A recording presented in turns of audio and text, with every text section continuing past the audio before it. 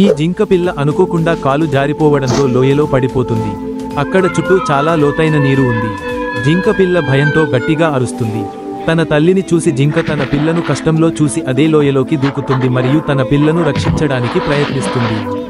కానీ ఈ లోయ చాలా లోతైనది మరియు ఎక్కడా ఒడ్డు కూడా లేదు. అందువల్ల జింక మరియు దాని పిల్ల గట్టిగా అరుస్తుంటాయి.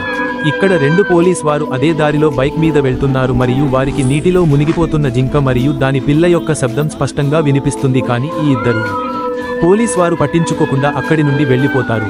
ఇక్కడ జింక మరియు దాని పిల్ల గట్టిగా అరుస్తూ ఆ దారి వైపు చూస్తున్నారు. అక్కడ నిరంతరం వాహనాలు వెళ్తున్నాయి కానీ ఎవరూ సహాయం కోసం ఆగడం లేదు. కొంతసేపటి తరువాత ఒక భారతీయ సైనికుడు ఆ దారిలో వెళ్తున్నాడు. అకస్మాత్తుగా అతని దృష్టి నీటిలో మునిగిపోతున్న జింక మరియు దాని పిల్లపై పడుతుంది. ఇది చూసి భారతీయ సైనికుడు ఏమీ ఆలోచించకుండా తన తుపాకీని తీసి బైక్ మీద పెట్టి ఆ లోయలోకి దూకి వారిని రక్షించడానికి ప్రయత్నిస్తాడు. కానీ అకస్మాత్తుగా ఒక మొసలి భారతీయ సైనికుడి కాలు పట్టుకుంటుంది మరియు అతన్ని కొరుకుతుంది. ఇక్కడ జింక మరియు దాని పిల్ల నీటిలో మునిగిపోవడానికి దగ్గరగా వచ్చారు. కానీ ఇక్కడ మొసలి భారతీయ సైనికుడి కాలు తన దవడలో ఇరికిస్తుంది.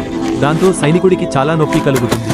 ఇప్పుడు భారతీయ సైనికుడు తన మరియు జింక పిల్ల యొక్క ప్రాణాలను రక్షించడానికి తన కుక్లీని తీసి మొసలిపై నిరంతరం దాడి చేస్తాడు. దాంతో మొసలి గాయపడి సైనికుడి కాలు వదిలేస్తుంది.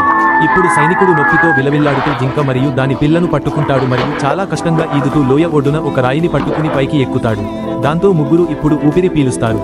కానీ ఇప్పటి వరకు భారతీయ సైనికుడి కోసం లైక్, సబ్స్క్రైబ్, కామెంట్ చేయలేదు.